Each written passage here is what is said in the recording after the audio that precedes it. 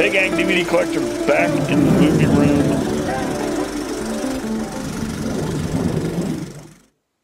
Hey gang, welcome back to Top 10 Tuesdays.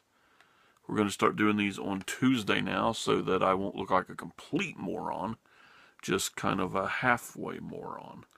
So right now we're going to start doing top 10s from different years. We're going to go from 2016 backwards. Let's see how far this lasts. We never really follow through with much, but let's see how far we can go with this. So right now I want you to come with me and picture us in the year 2016.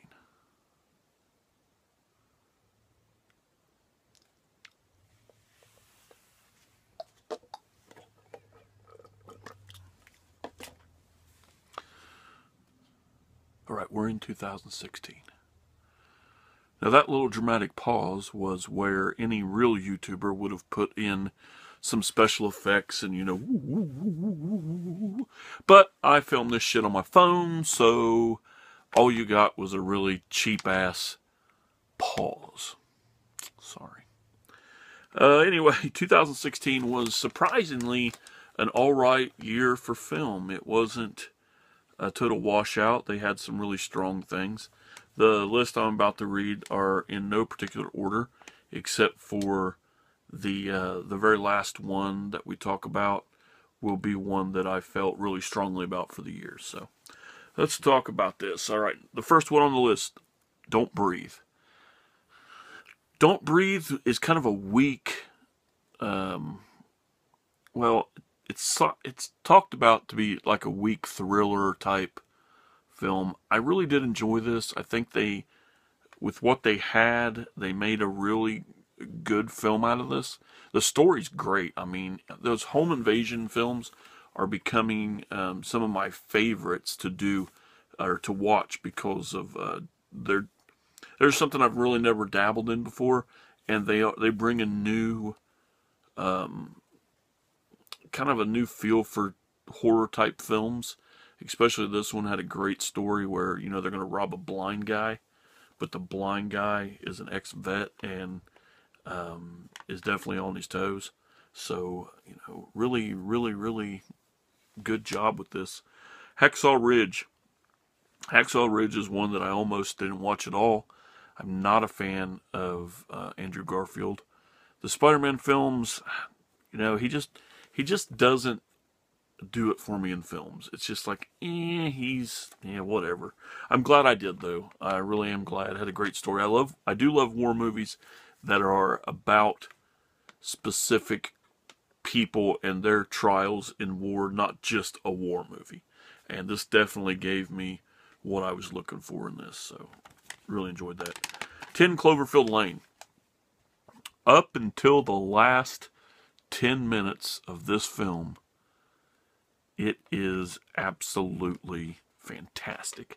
John Goodman as a crazy fucking lunatic is top notch.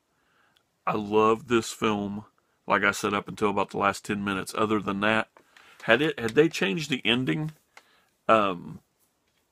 just a little, they didn't even have to change it that much, just a little bit. And I don't want to say too much about it in case people haven't seen it.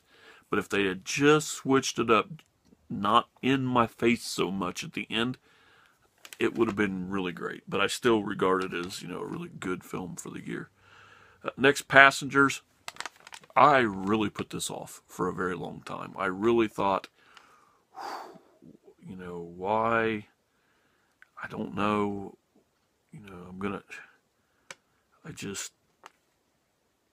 just couldn't bring myself to really enjoy this film from previews. I bought it, finally bought it, sat down. I found it rather cheap actually. Sat down, watched it, was totally smacking myself. Man, why didn't I get this earlier? This is fucking great. I really like this. It was I really enjoyed it. Next on the list, Fences. I'm kind of easygoing when it comes to Denzel because he's one of my, actually he's probably my favorite like today actor, making films still today. He's at least right up there in the top, 3. And I really forgive a lot when he's in a film because I really love to watch him do his thing on film. But Fences was such a great story, so well told. It was one of those films that I talk about a lot that are set in one specific area. This one branches out a little bit, but for the most part, it takes place inside a house and in the backyard, and that's it. It is based on a play, and it does have that play feeling to it, but as far as an overall film, it still has great flow. I mean, you can definitely, if you're sitting back, especially myself, I went and watched it. Or no, I think I actually bought it. It didn't come around here. I bought this on Blu-ray and really hadn't researched. I said, oh, Denzel, click wish list. Here it is. I got it. Anyway, I'm sitting there watching it, and I had that feeling, and almost anybody that would watch this film, that has watched a lot of movies, will say, man, what is it about this? And there it was. It's based on a play. It feels like a play once you know that, but still a damn good story. This one's going to get a lot of flack, I think, because there's a lot of haters. But Batman vs. Superman, I'm sorry. I liked it. I really loved it. I'm a fanboy, and this is a fanboy answer. Anytime I get to see Superman on the screen, even in Superman Returns, I get to see Superman. Now I get to see my idea of Batman. That is my Batman. That's the Batman I wanted to see in movies for all these years.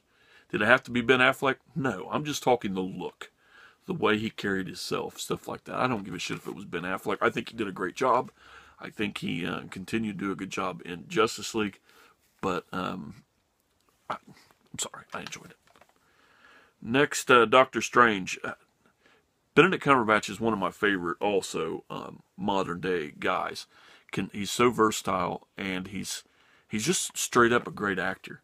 And for Marvel to do like a branch out section of films with like Guardians of the Galaxy, which turned out to be fucking exploded into the Marvel universe and the cinema universe, and nobody, unless you were a hardcore fan of comic books or stuff in that nature, you would have never known who these are.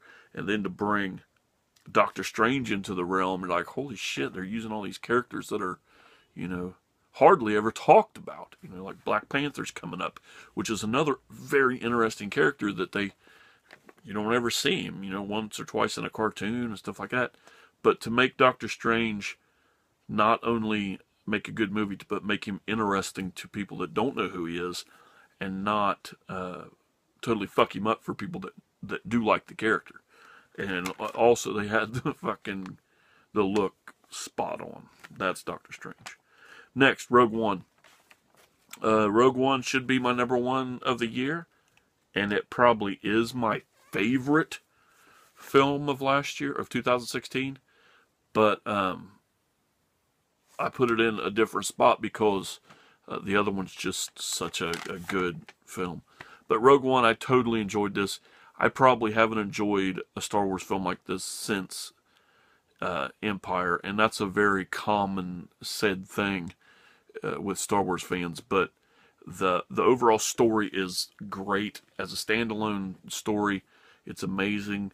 To finally hear how all this went down is just fantastic, and they did a great job doing this. I don't know how many times I've watched this. It's just been really, really good. Civil War.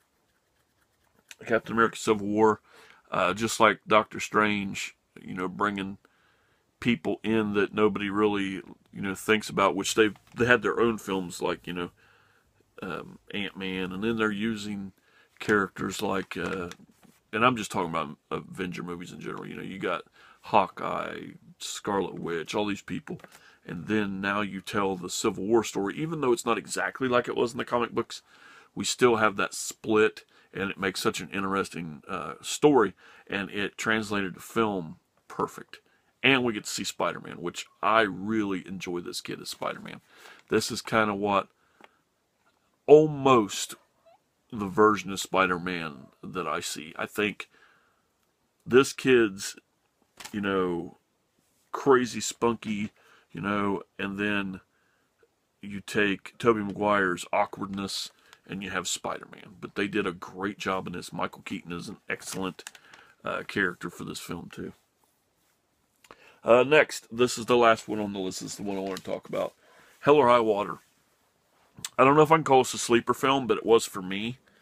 I bought this film only because walking by the film section at Walmart one day when it came out, and I seen Ben Foster's name on it. And I've really enjoyed just about everything I've ever seen with him in it. He's a top-notch, I can't even call him a B actor. He's just doesn't get the roles that I think he deserves. I mean, he deserves way bigger roles. But I'm so glad that I did see his name on this. Him, Chris Pine, and Jeff Bridges. Story about two brothers robbing banks, and just the story itself is just,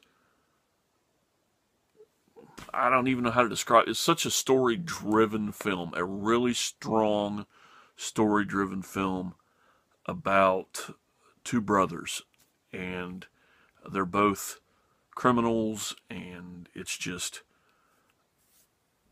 you know, everything about this film is great. If you haven't seen it, I definitely, on the list of movies that I just read, I recommend this one the most, just because it was such a shock to me.